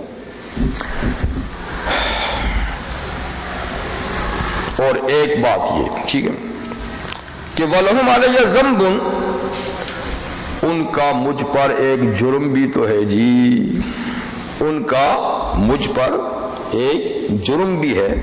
فَأَخَافُ أَن يَقْتُلُونَ، تو مجھے اندیشہ ہے کہ جاتے ہی مجھے قتل کر دیں گے اس کی پاداش میں. یہ تو پتہ ہے نا. ہاں جی. تو جب آپ بڑے ہوئے تو ایک قبطی ان کے ہاتھ سے ٹھکانے لگ گیا تھا.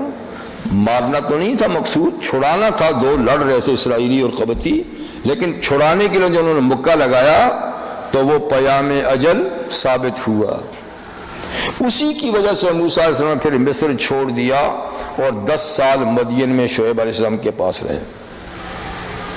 تو کہا وہ کیس تو ہے، اب جب جاؤں گا تو ہو نہ ہو پھر اوپن ہو جائے اور میں پکڑا جاؤں اور اس آدمی کے بدلے میں مجھے قتل کر دے. تو یہ چند اندیشے ہیں. ویسے تو آپ کا حکم سر آنکھوں پر ہے، چند اندیشے ہیں. کون کون سے ہو گئے؟ جی نہیں، ایک یہ کہ نہیں وہ میری جاتے ہی تکذیب کرے گا، بڑا متکبر اور بڑا متمرد ہے. دوسرا میرا سینہ تنگ ہے. تیسرا میری زبان ٹھیک نہیں چلتی.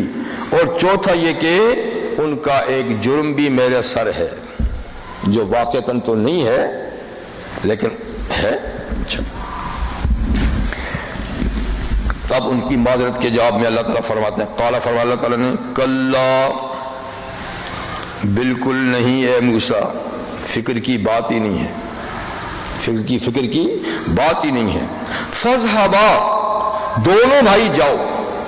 ہارون کو میں نے نبی بنا دیا ہے، آپ کی درخواست میں بنا دیا ہے. دونوں بھائی جاؤ، بِآیاتنا، ہماری نشانیاں لے کر جاؤ.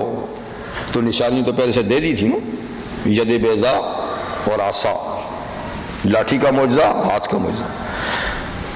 اِنَّا مَعَكُمْ مُسْتَمِعُونَ، میں تمہارے ساتھ ہوں، اور مستمعون سننے والوں میں ہوں.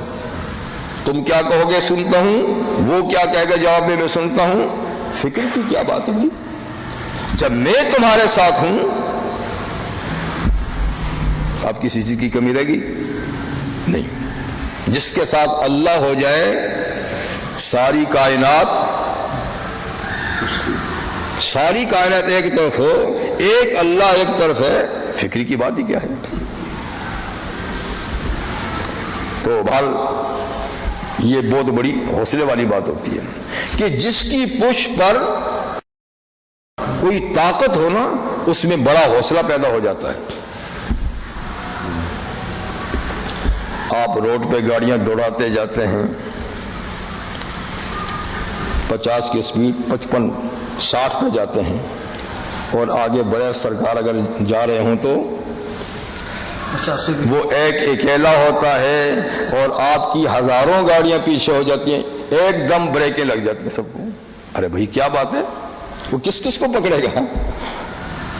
ایک کو پکڑے گا تو آپ آگے ساتھ نکل جائے. نہیں بھائی، وہ ایک نہیں ہے. کیا کہتے ہیں؟ نہیں وہ ایک نہیں ہے، اس کے پیچھے حکومت ہے.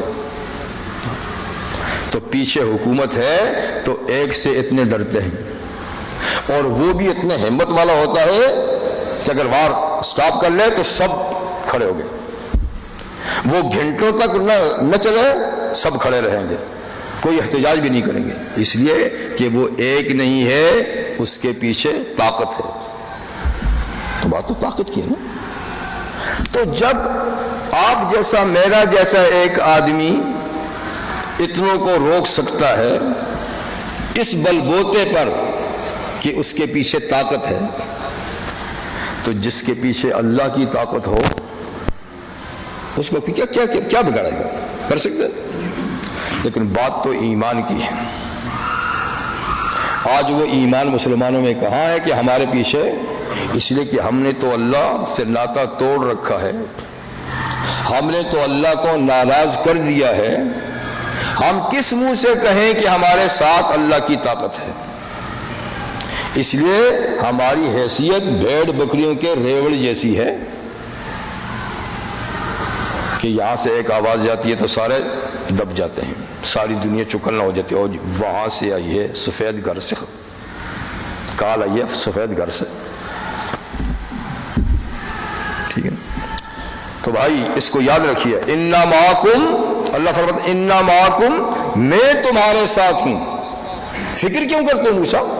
تمہارا بال بھی کا نہیں کر سکتا وہ. مستمعون، اور یہ نہیں کہ میں ایسی کہہ دوں تمہارے ساتھ ہوں، میں ہر آن تمہارے ساتھ ہوں. مستمعون، خوب سننے والا ہوں. کیا کہتے ہیں آپ، کیا کہتا ہے وہ. اس لیے فرمایا بے دھڑک ہو کر، بے فکر ہو کر فاتیا فرعون کے پاس جاؤ، اور ادھر ادھر جانے کی ضرورت نہیں ہے، سیدھے ڈائریکٹ اس کے پاس جاؤ. فقولا، اور دونوں بھائی مل کر کہو انا رسول رب العالمین، ہم رب العالمین کے نمائندے ہیں، رب العالمین کے سفیر ہیں جی، اور رب العالمین کے بھیجے ہوئے ہیں، اس کا میسج لے کر آئے ہیں، ہمارا نہیں ہے. میسج کیا ہے؟ دو باتیں. پہلی بات تو اوپر کہہ دی ہے کہ خدا سے ڈرتے نہیں ہو. خود خدائی کا تم نے دعویٰ کر رکھا ہے، خدا سے ڈرتے نہیں ہو. مطلب ہے کہ اللہ کو مانو، اللہ کی طاقت کو مانو، اس سے ڈرو اور اپنا رستہ ٹھیک رکھو. اور دوسرا یہ ہے ان ارسل معنا بنی اسرائیل، کہ تم نے مدتوں سے ہماری قوم کو ذلیل اور خوار بنا رکھا ہے، غلام بنا رکھا ہے، اور نہایت مشقت کے کام ان سے لیتے ہو، ذلت آمیز سلوک ان کے ساتھ کرتے ہو. انسانیت کی ہتک ہو رہی ہے جو سلوک ان کے ساتھ ہو رہا ہے. تمہیں خبر نہیں وہ انبیاء کی اولاد ہیں جی. لہذا دوسرا مطالبہ یہ ہے، ایک خدا کو مانو، اس سے ڈرو. دوسرا یہ ہے ان ارسل معی بنی اسرائیل،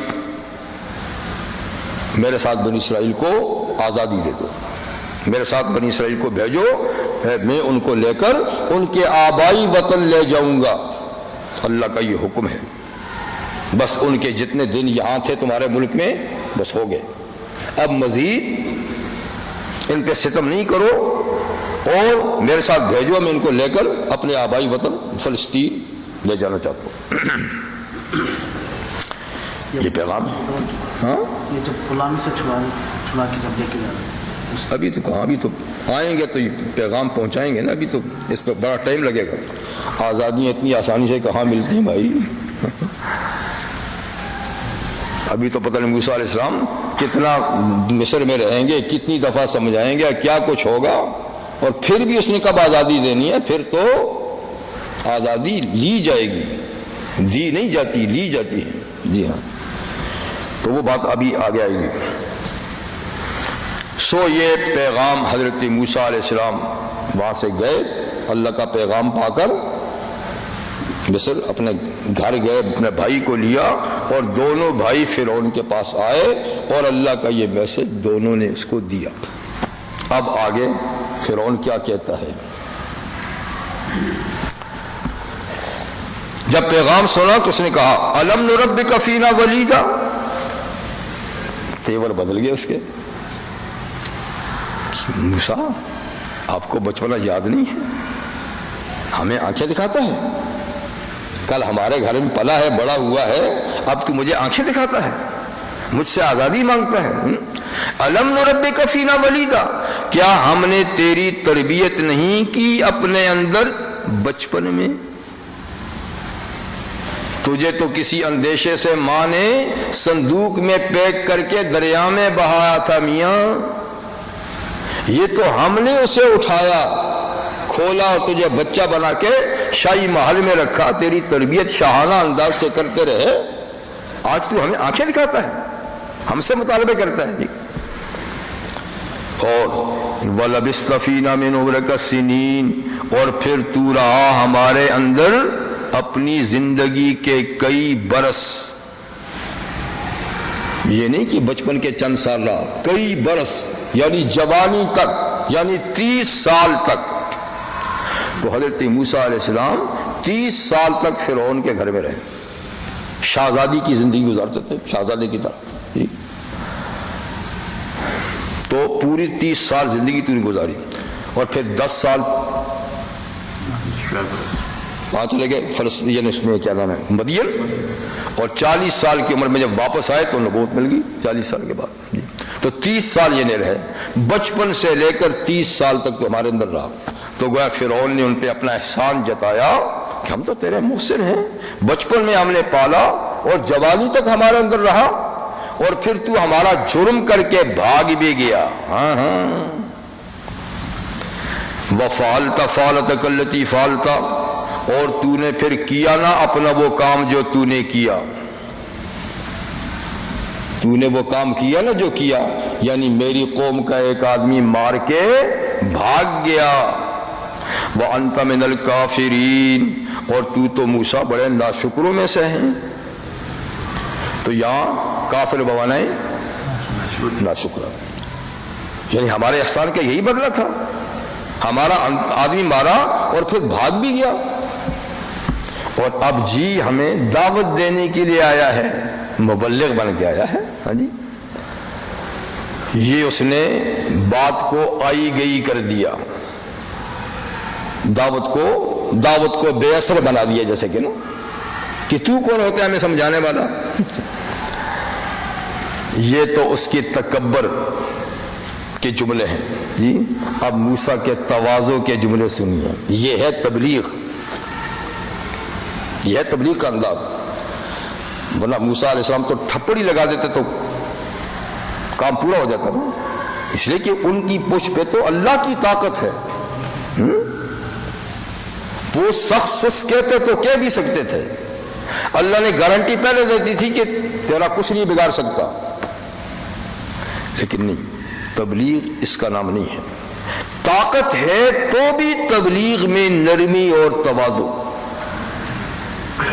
پھر بھی اس لیے کہ اگر کسی کو آپ متاثر کر سکتے ہیں تو نرم مزاجی سے کر سکتے ہیں، دلائل سے کر سکتے ہیں، اور چونکہ اس کا مقصد ہی دوسروں کو رائے ہدایت پہ لانا ہے.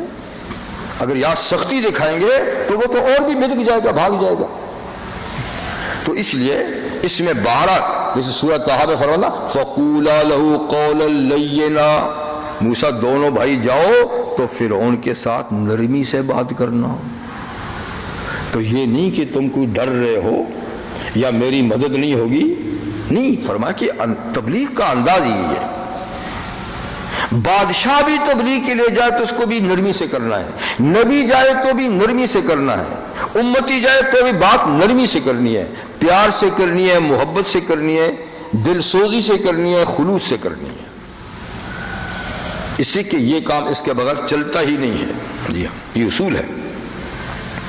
تو دیکھیں موسیٰ علیہ السلام ویسے بھی جلالی پیغمبر ہیں، لیکن یہاں جلال کو چھوڑ دیا، بلکہ فرمایا فعلتها اذا وانا من الضالین۔ اچھا میاں وہ کام، وہ جرم در حقیقت تو جرم نہیں کہ میں نے مارنے کے ارادے سے مارا تھا، غلطی سے مر گیا، لیکن چلو مجھے اقرار ہے میں نے وہ جرم کیا، لیکن اس وقت میں بے خبر تھا، اس وقت میں بے خبر تھا، کوئی اللہ کا پیغام میرے پاس نہیں تھا، ٹھیک ہے نا، میں تو تمہارے گھروں میں رہتا تھا، تو بے خبری میں یہ ہو گیا، اس وقت میں نبی تو نہیں تھا نا، مجھے کیا معلوم تھا کہ قتل کیسا جرم ہے کیا نہیں ہے، اور پھر بھی میں نے اصلاح کے لیے اس کو ہٹایا تھا، صرف مر گیا قضاء الہی سے، لیکن تاہم میں نے وہ کام کیا، مجھے اقرار ہے میرے ہاتھوں وہ آدمی مرا، لیکن وَأَنَا مِنَ الضَّالِّينَ میں اس وقت بے خبروں میں سے تھا۔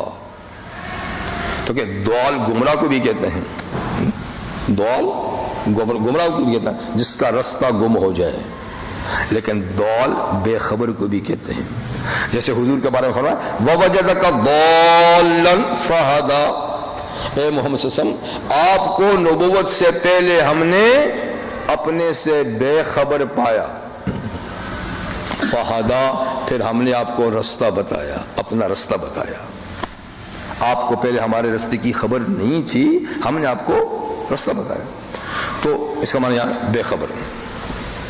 اچھا تو بہرحال وہ کام مجھ سے ہوا اور میں بے خبر تھا، فَفَرَرْتُ مِنْكُمْ اسی مارے میں بھاگ گیا، پھر تم سے بھاگ گیا، تم سے، لما خفتکم جب میں تم سے ڈرا کہ اس کی پاداش میں تم مجھے قتل کر دو گے، جیسے کہ اسی کی قوم کے ایک آدمی نے جو موسیٰ علیہ السلام کے ساتھ نرم گوشہ رکھتا تھا، بلکہ موسیٰ علیہ السلام کا معتقد تھا، اسی نے آ کر ان کے خلاف پاس ہونے والی اسکیم بتائی تھی موسیٰ علیہ السلام کو کہ آپ بھاگ جائیں، اس شہر سے چلے جائیں، اس لیے کہ آپ کے قتل کا فیصلہ ہو چکا ہے اس کے بدلے میں، تو میں بھاگ گیا جب تم سے ڈرا، فَوَهَبَ لِي رَبِّي حُكْمًا جب بھاگ گیا تو 10 سال مدین میں رہا، اور جب میں واپس آنے لگا تو میرے رب نے مجھ کو نبوت دے دی، یہ تو اس کی عطا ہے، اس کی بخشش ہے، فَوَهَبَ لِي رَبِّي حُكْمًا تو بخش دی مجھ کو میرے رب نے، حکمن کا معنی یہاں نبوت، اس لیے کہا وَهَبَ کیونکہ نبوت وہ بھی چیز ہے کسبی نہیں، وہ بھی کا معنی سراسر اللہ کی عطا سے ہے، اس میں کسی آدمی کی محنت، کوشش، جد و جہد کچھ بھی نہیں ہوتی کہ وہ اتنا پڑھے گا تو تب اس کو نبی ملے گا، اتنی ریاضت کر لے گا، اتنی عبادت کر، نہیں، یہ خالصتاً اللہ کی طرف سے بخشی جانے والی چیز ہے اور عہدہ ہے۔ وَجَعَلَنِي مِنَ الْمُرْسَلِينَ اور اللہ نے مجھے رسولوں میں سے ایک رسول بنا دیا، تو بس ٹھیک ہے، ایک قصور تھا ہو گیا مجھ سے، میں چلا بھی گیا، اب اللہ تعالیٰ نے وہ مجھے یہ منصب عطا فرمایا ہے تو وہ منصب لے کے تمہارے پاس آیا ہوں۔ اچھا آپ نے ایک اور بات کہی کہ تجھے ہم نے بچپن میں پالا اور تو جوانی تک ہمارے گھر میں رہا، فرمایا کہ یہ بھی کوئی بات کہنے کی ہے، یہ بھی کوئی احسان مجھ پہ رکھنے کا ہے، وَتِلْكَ نِعْمَةٌ اور یہ کوئی احسان ہے، تَمُنُّهَا عَلَيَّ جو تو مجھ پہ احسان رکھتا ہے، تو یہ احسان تجھے مجبوراً کرنا پڑا میاں، وہ اس لیے کہ ان عبدت بنی اسرائیل تو نے میری قوم بنی اسرائیل کو تو غلام بنا رکھا ہے، ٹھیک ہے نا، اور اس کی وجہ سے تجھے خواب آیا تھا، کیا؟ نہیں پوری بات نہیں یاد، آپ یاد رکھتے بھی تو نہیں ہے نا، اچھا تو خواب یہ دیکھا تھا کہ ملک شام سے ایک آگ آئی ہے مصر میں، ٹھیک ہے نا، آگ آئی ہے جو گھروں کو جلا رہی ہے، تو اس نے اپنے نجومیوں کو، کاہنوں کو بلایا، کہا یار ایسی خواب دیکھی ہے، کیا تعبیر ہے؟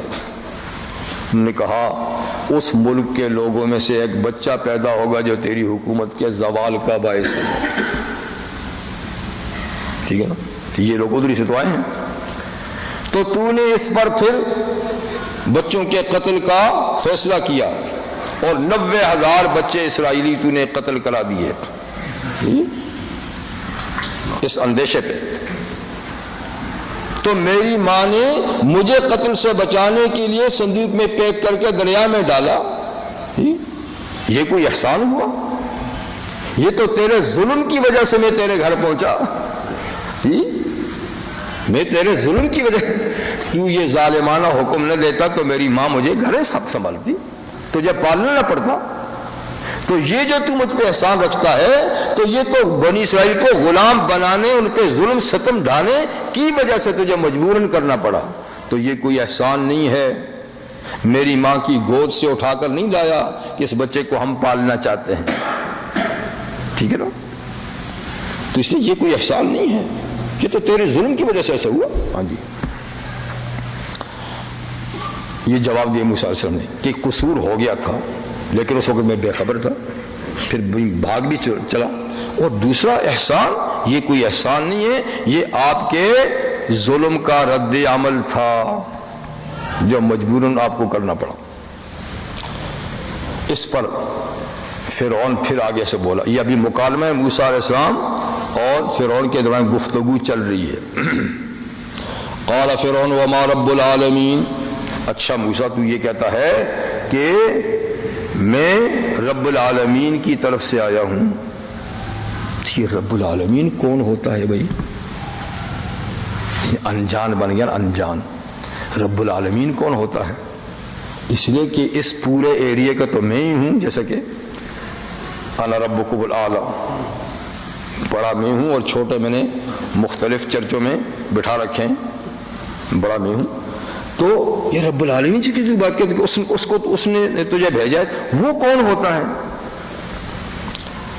قال رب السماوات والارض وما بینہما ان کنتم موقنین، آپ نے فرمایا وہ آسمانوں کا رب، زمین کا رب، زمین آسمان کے بیچ کی کل کائنات کا رب ہے، اگر تمہیں یقین آتا ہے تو رب العالمین وہی ہے۔ اگر تو رب العالمین پہچاننا چاہتا ہے، اس کی پہچان یہ ہے کہ وہ جتنی کھلی کائنات ہے، جہاں ہماری نظریں جہاں تک جاتی ہیں، اس کل کائنات کا پروردگار ہے۔ تو رب کس کو کہتے ہیں؟ پورا معنی رب کا ہے الخالق و ابتداءً، جو پہلے تو پیدا کرے، پہلے تو وجود بخشے، اور پھر ہر وجود کو آہستہ آہستہ ترقی دے کے اس کے کمال تک پہنچائے۔ تو خیر صرف روٹی ٹکڑا دینا یہ تربیت نہیں ہے، یعنی پہلے وجود کے بعد ہر وجود کے مناسبت سے اس کی تربیت اور اس کو حد کمال تک پہنچانا، یہ ہے رب۔ تو فرمایا یہ ساری کائنات کو وجود بھی اللہ نے دیا، اور ساری کائنات کی مناسبت سے ان کی جیسی تربیت چاہیے وہ تربیت بھی اللہ تعالیٰ ہی کر رہا ہے، تنی تنہا۔ اب اس کا تو جواب فرعون کے پاس نہیں تھا، وہ زیادہ سے زیادہ اپنی ربوبیت کا اعلان مصر کی سلطنت میں کرتا تھا نا، کہ مصر اور اس کی پوری ایریے کا میں رب ہوں۔ اب ساری کائنات کا تو وہ اپنے کو نہیں کہہ سکتا تھا، اس لیے موسیٰ علیہ السلام کی اس دلیل سے اپنے پارلیمنٹ کے ممبران یا مشیروں کی توجہ ہٹانے کے لیے یہ بات اس نے کہی، تاکہ اس کی اس دلیل سے توجہ ہٹ جائے، ورنہ اگر ان کی دلیل پہ توجہ دیں گے تو یہ بھی مجھ سے نکل جائیں گے۔ تو جب کسی کی دلیل کا توڑ کوئی نہیں کر سکتا نا، تو پھر بیچ میں ایسی مداخلت کرتا ہے نا تاکہ ذہنوں سے اس کا اثر نکال دے۔ تو یہ تھا تو یہ بڑا چالاک فرعون۔ تو اپنے ساتھی جو مشیر بیٹھے ہوئے تھے نا، وہ بھی سن رہے تھے نا ساری باتیں، تو ان کے اثر کو دور کرنے کے لیے اس نے بیچ میں مداخلت کی. قال لمن حوله ولا تستمعون، اس نے اپنے آس پاس چیلے چماٹوں کو دیکھ کر یوں کہا سنتے نہیں ہو، سنتے نہیں ہو کیا کہہ رہا ہے. یعنی یہ بڑی عجیب بات کر رہا ہے، ایسا بھی کبھی ہو سکتا ہے، تاکہ اس کی بات سے وہ سمجھے کہ واقعی عجیب بات کر رہا ہے اور توجہ نہ دے. تو سنتے نہیں ہو کیا کہہ رہا ہے. اچھا، تو موسیٰ علیہ السلام نے اس پہ بھی کوئی توجہ نہیں دی اور اگلی ایک اور دلیل پیش کر دی. ورنہ چاہتے تو اسی میں الجھا سکتے تھے نا، ہاں بول بھائی کہہ سکتے نا، ہاں بول کیا خیال ہے، لیکن انہوں نے کس سے چھوڑ دیا. آگے دوسری دلیل، الجھانا ان کا کام ہوتا ہے جن کے پاس محدود دلائل ہوں، اور جس کے پاس دلائل کا انبار ہے اس کو الجھانے کی کیا ضرورت ہے. ایک نہ صحیح تو دوسری. قال ربکم ورب آبائکم الاولین، موسیٰ علیہ السلام نے فرمایا تمہارا بھی رب اور تمہارے اگلے باپ دادوں کا بھی رب، ساری کائنات کا تمہارا اور تمہارے اگلے باپ دادوں کا رب. اب پھر اس کا جواب کہاں سے دے گا کہ تو ربوبیت کی دعوت کرتا. جب ملک مصر جو ہے نا اس کے تخت شاہی پہ بیٹھا تو اب تیرا دماغ پھرا ہے، تو تجھ سے پہلے رب کون تھا؟ ٹھیک ہے نا، تجھ سے پہلے کون تھا؟ تو اس لیے اب اس سے اس کی توجہ ہٹانے کے لیے پھر پبلک سے قال ان رسولکم الذی ارسل الیکم لمجنون.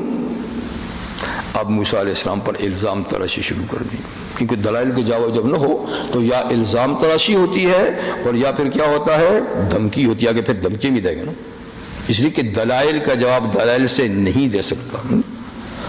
تو اپنے ساتھیوں پر نظر ڈال کے کہنے لگا تمہارا یہ رسول، یعنی اپنے خیال میں یہ تمہارا کہتا ہے کہ میں تمہارا رسول ہوں، تو تمہارا یہ رسول جو تمہاری طرف بھیجا گیا ہے یہ تو دیوانہ لگتا ہے. یعنی میرے سوا کسی اور کو رب کہہ کر یہ دیوانہ لگتا ہے. تو بھائی تو اس کی بات کا جواب دے نا، لیکن نہیں، اب الزام تراشی ہے. ٹائم تو میرا قریب لگ رہا ہے، 47 34 تو ہو گیا. کیا خیال ہے؟ یہ تو کافی سارا ہے، ختم تو ہوگا نہیں. چلیے وہ ایک آیت اور پڑھتے ہیں. تو بعد اس نے مجنون کہا، جیسے کہ نبی کریم صلی اللہ علیہ وسلم کے دلائل کا توڑ جب مشرکین کے پاس نہ تھا تو آپ پہ شاعر، مجنون، کاہن وغیرہ کے الزامات لگاتے تھے. ایسے ان کو بھی کہا مجنون. تو موسیٰ علیہ السلام نے اس پر بھی کوئی توجہ نہیں دی کہ میرے بارے میں کیا کہا، اور میں پلٹ کے اس کو ہی کیوں نہ کہہ دوں کہ تو دیوانہ ہے. لیکن بھئی کہ یہ انداز تبلیغ کا نہیں، اس کو الجھانا مقصود نہیں، اس کو مسلسل دلائل دینے مقصود ہے. اچھا، قال رب المشرق والمغرب وما بینہما ان کنتم تعقلون. آپ نے فرمایا دیکھ، مشرق اور مغرب کا رب بھی رب العالمین ہے. مشرق اور مغرب کا رب یعنی کل کائنات ارضی، وما بینہما اور مشرق اور مغرب کی بیچ کی کل کائنات. ان کنتم تعقلون، اگر تم کچھ عقل رکھتے ہو تو اس پہ سوچو کہ اس پوری کائنات کو بنایا کس نے، چلاتا کون ہے.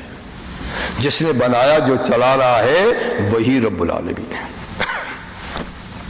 اب جب موسیٰ علیہ السلام کی طرف سے مسلسل دلائل آنے لگے تو اب الزام تراشی سے اگلا قدم اس نے اٹھایا، وہ کیا، دھمکی کہ موسیٰ خاموش ہو جاؤ.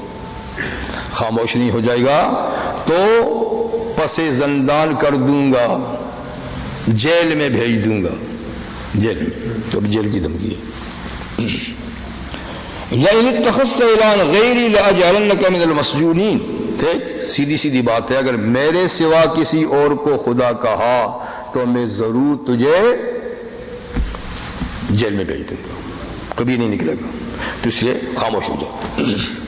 لیکن اس کے باوجود موسیٰ علیہ السلام رکے نہیں، اس لیے کہ ان کو تو یقین کامل تھا یہ کون ہوتا ہے مجھے جیل بھیجنے، مجھے سزا دینے کا، مجھے تو پہلے ہی تھپکی مل چکی ہے کہ فکر مت کرو، انی معکما فاسلمعون، میں تم دونوں کے ساتھ ہوں اور میں خوب گفتگو کو سنتا ہوں، وہ کیا کہتا ہے آپ کیا کہتے ہیں، اس لیے بے فکری کے ساتھ بے دھڑک ٹنکے کی چوٹ اس کو سمجھانے کی کوشش کریں، لیکن اخلاق کے دائرے میں رہ کر نصیحت اور خیر خواہی کے انداز میں، ٹھیک تو آپ کو پتہ تو یہ کچھ نہیں کر سکتا، معاذ دھمکیاں ہیں۔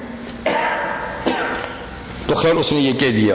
اب موسیٰ علیہ السلام نے بھی دلائل کا رستہ چھوڑ دیا، دلائل کا رستہ چھوڑ دیا، اور اب آپ نے معجزات کا رستہ اپنانے کا اعلان کر دیا۔ تو وہ انشاءاللہ اگلے پروگرام میں۔ سبحانک اللہم وبحمدک اشہد ان لا الہ الا انت استغفرک واتوب الیک۔